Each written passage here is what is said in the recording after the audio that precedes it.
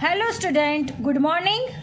कल हम stock turnover ratio के बारे में सीख चुके हैं और उसके रिलेटेड सम्स भी सॉल्व कर चुके हैं। आज हम एक नया रेशियो सीखने वाले हैं, वर्किंग कैपिटल टर्नओवर रेशियो, जिसका फॉर्मूला है सेल्स और cost of goods sold divide by working capital. ये formula working capital turnover ratio का है। नेट वर्किंग कैपिटल कैसे मिलेगा? तो net working capital is equal to current assets minus current liabilities.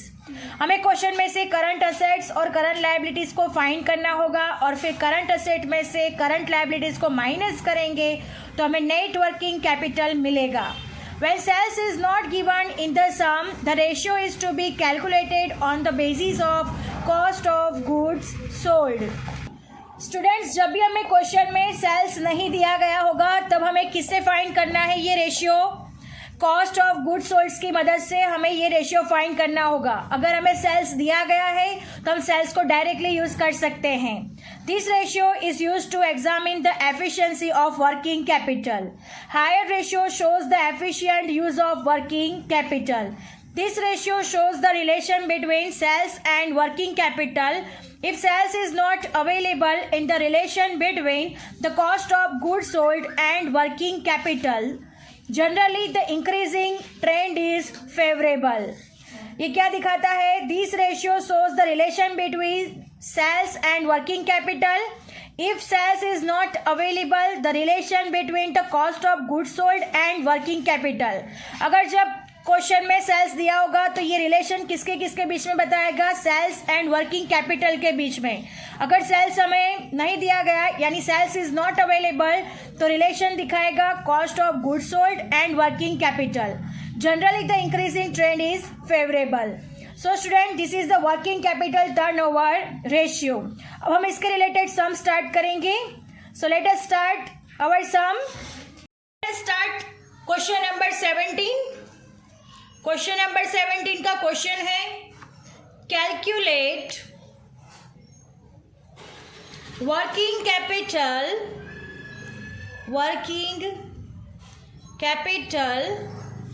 Turn over ratio based on sales and cost of goods sold from the following information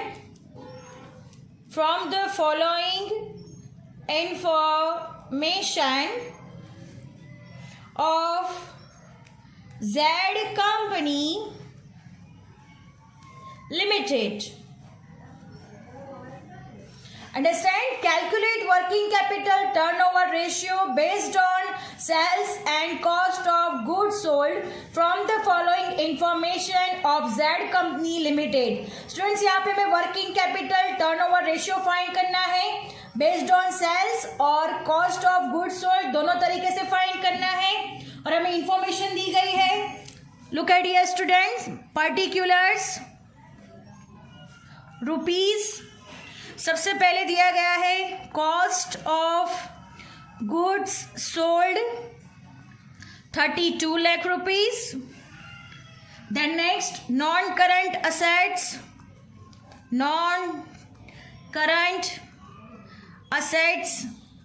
10 lakh. Then next non current liabilities 6 lakh. Then next gross profit है हमारे पास 8 lakh. Then next current assets है 5 lakh. Then next current liabilities 3 lakh. Understand? So student, this is our question. हमें एक question से working capital turnover ratio find करना है based on sales and cost of goods sold. Cost of goods sold, non current asset, non current liabilities, gross profit, current assets and current liabilities. This information are given into our question. So let us start our solution. Now look at here students. सबसे पहले based on sales से find करेंगे. तो सबसे पहले sales के लिए हमें सबसे पहले सेल्स चाहिए होगा. तो सबसे पहले लिखते हैं सेल्स. सेल्स हम इस इंफॉर्मेशन में से कैसे फाइंड कर सकते हैं? So look at here student, आपको फॉर्मूला मालूम होना चाहिए. Cost of goods sold plus gross profit. Cost of goods sold plus gross profit, then we find sale. Cost of goods sold है हमारे पास 32 लाख रुपीज. ग्रॉस प्रॉफिट है हमारे पास 8 लाख रुपीज. 32 लाख प्लस 8 लाख यानी होगा रुपीज 40 लाख. ये हमारा हो गया सेल्स. नेक्स्ट हमें फाइंड करनी होगी वर्किंग कैपिटल. वर्किंग कैपिटल का फॉर्मूला है current assets minus current liabilities. Understand, current assets minus current liabilities. Current assets है rupees 5 lakh and current liabilities है हमारे पास rupees 3 lakh. Next 5 lakh minus rupees 3 lakh यानी आएगा रुपीज 2 लाख जो कि हमारे पास वर्किंग कैपिटल है. अब हम दोनों तरीके से working capital turnover ratio find करेंगे.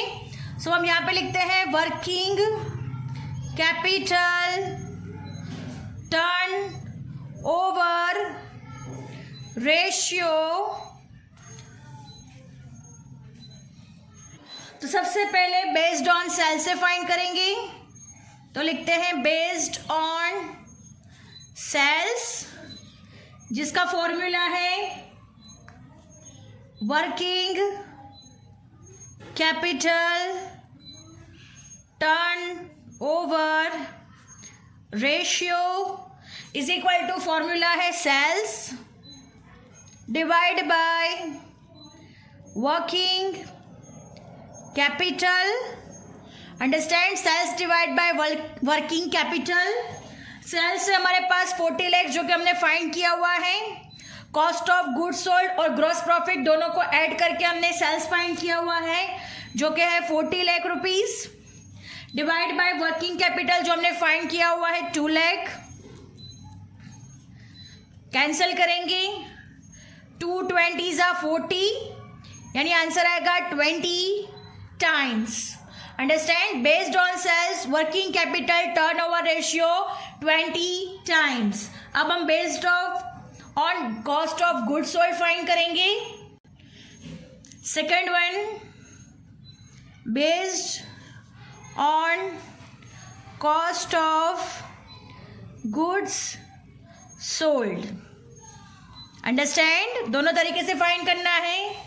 उसका फॉर्मूला है working capital turnover ratio is equal to cost of goods sold divide by working capital. Understand, cost of goods sold divide by working capital. हमें question में directly cost of goods sold दे दिया है. आप लोग question में देख सकते हो 32 lakh rupees divide by working capital है हमारे पास 2 lakh rupees. 0 0 cut 2 16s are 32 यानी आंसर आएगा 16 times. Understand? So students, our sum is over here. Based on sales working capital turnover ratio 20 times. Based on cost of goods sold working capital turnover ratio 16 times. Understand? अब हम ये दोनों answer को लिख देते हैं. Now look at here student. Answer लिखते हैं working capital turnover ratio